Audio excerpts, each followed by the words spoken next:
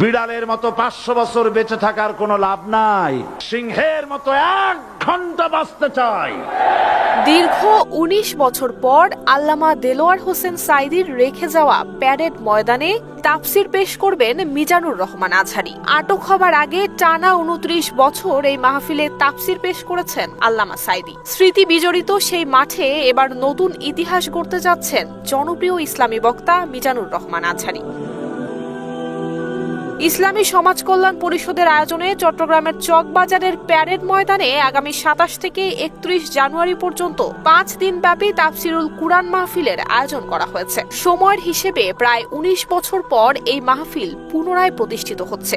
এই মাহফিলের ছন্দপতন ঘটেছিল 2006 সালে। বিগত জুলাই আগস্টের ছাত্র জনতার গণ অভ্যুত্থান তথা রাজনৈতিক পট পরিবর্তনের কারণে মাহফিল করার সুযোগ আসায় আবারও মুখরিত হবে চট্টগ্রামের প্যারেড ময়দান।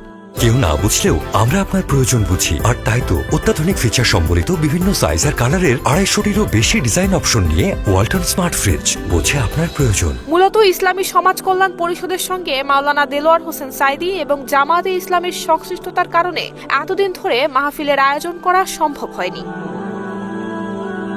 আল্লামা দেলোয়ার হোসেন সাঈদীর অনুপস্থিতিতে এবারই প্রথম তাফসির অনুষ্ঠিত হতে যাচ্ছে, যিনি দীর্ঘ 29 বছর ধরে টানা 5 দিন তাফসির মাহফিলে বয়ান করে গেছেন। 2006 সাল পর্যন্ত ঐতিহাসিক এই মাহফিলের প্রধান আকর্ষণ ছিলেন দেলোয়ার হোসেন সাঈদী। 2023 সালের 14 আগস্ট রাজধানীর বঙ্গবন্ধু শেখ মুজিব মেডিকেল বিশ্ববিদ্যালয় হাসপাতালে চিকিৎসাধীন অবস্থায় মৃত্যু হয় তার। এবারের মাহফিলে প্রধান মুফাসসির হিসেবে থাকছেন মিজানুর রহমান আজহারী। জানা গেছে তিনি এই মাহফিলের পঞ্চম এবং শেষ দিনে তাফসির পেশ করবেন। এ প্রসঙ্গে মাহফিলের আয়োজক চট্টগ্রাম ইসলামী সমাজ কল্যাণ পরিষদের সভাপতি অধ্যক্ষ মোহাম্মদ তাহের বলেন, মানুষের ব্যাপক আগ্রহ এবং মাহফিল আয়োজনের তাগিদ থেকে আমরা এই আয়োজন করেছি। 5 দিন ব্যাপী মাহফিলে 5 জন মুফাসসির পৃথক পৃথকভাবে তাফসির করবেন।